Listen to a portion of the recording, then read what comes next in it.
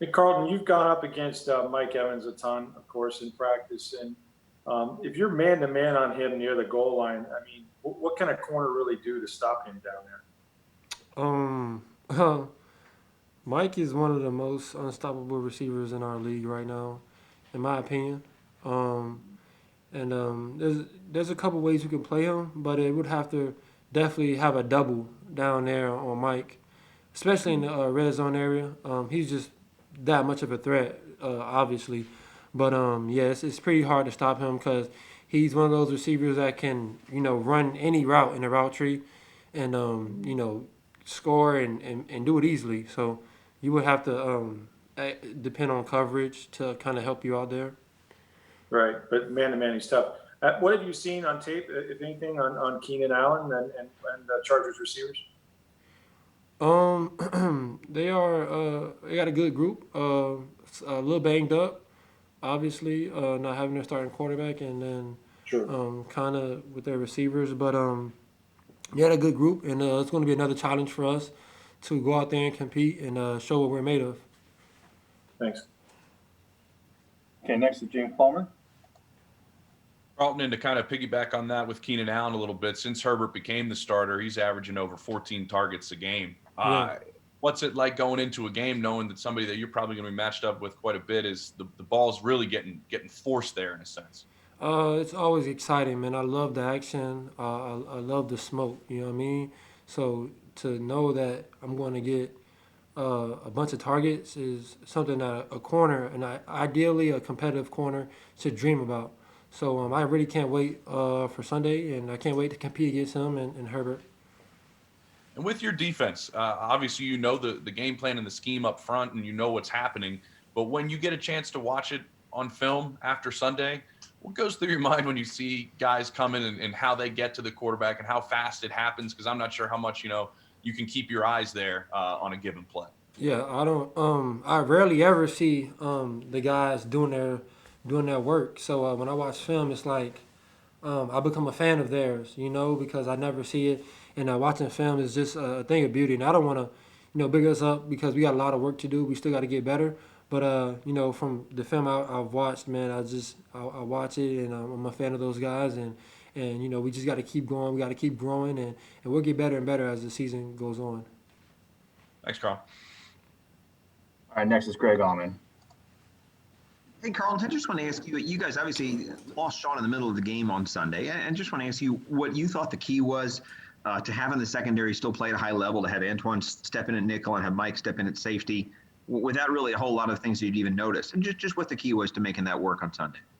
The key is just the next man up mentality. It's what we preach all the time. BA says it over and over again, and he constantly said it during camp that every year guys go down, and you have to have that backup to play just as good. So, on Sunday when Sean went down, Antoine and Mike came in and did their jobs, and it's a props to them for carrying on that next man mentality and going out there and making plays for us. So it speaks to how much we've grown as a back end. And like I said, we got to keep getting better. But that was a good feeling for us, and we didn't miss a beat. All right, next is going to be Jenna Lane. Carlton, one of the things that stands out anytime you watch Todd Bowles' defenses play is how active he gets those defensive backs and pressuring the quarterback. You guys aren't just downfield covering. You guys are part of that attack. What is it like for you playing for a coach that has you guys not just in coverage, but, blitzing off the edge constantly? What's it like getting a Todd Bowles game plan at the beginning of the week? I love it, man. I've been saying this since he came here. I love playing for Ty Bowles.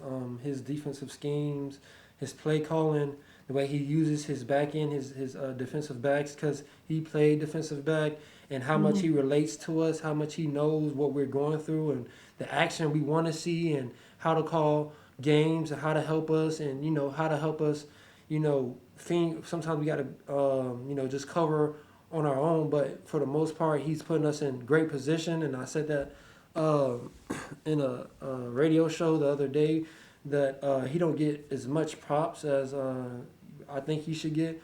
But he's a great coordinator, and I love playing for him. and he's constantly moving us around, giving us different looks, and not having us stay the same, and just keeping the offense guessing of what he wants to do and what he's going to bring. So playing for him has been a ton of fun, and I just can't wait to see what else he has in store. I mean, I know just for me trying to figure it all out, which I'll never come close to. I mean, I can only imagine what it's like for you guys. Like each week you get, I mean, it's almost like you're getting a birthday present or something. I mean, that's a fair comparison, just because you just never know what's coming, and it's kind of exciting, right? Compared to what other schemes are, where you're kind of just relegated to doing one or two things. The fact that you guys kind of never know who's going to be the guy each week, and you're going to get to do something kind of different each time. I mean, does it feel that way? Yeah, it definitely feels that way, and he allows us to showcase our different abilities, and like you said, that's something that you won't see in every coordinator scheme, but he has a variety of things that he can do, and on Sundays he displays it, and it's like a birthday gift, man. You never know what's coming. Thank you. All right, next up is Ed and Cena. Hey, Carl, I'm kind of going on that same wavelength here. Is one thing that players always talk about, the word that they use a lot when they talk about playing for Todd is the word trust. And obviously, to throw the stuff that he does at you, he's got to have trust in you. How much has that kind of that been a process, and that just kind of been a thing that you guys have grown, not only to trust him, but to earn your trust to do all these things, to be able to do all these things and work in different formations, different rushes, get so involved in everything? I think that starts in practice.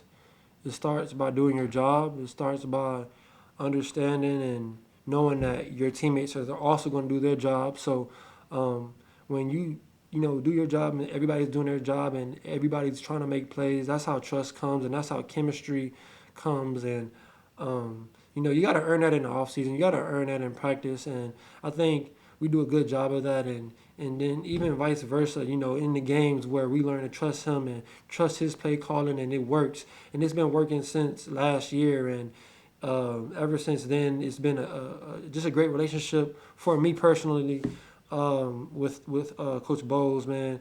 I think there's definitely trust on both sides with me and him. And I just want to keep growing with him, and I just love playing for him. He's like a coordinator I never had before, and to have his aggressive play calling, to have his way of thinking with us, man, it's almost like we're unbeatable at times.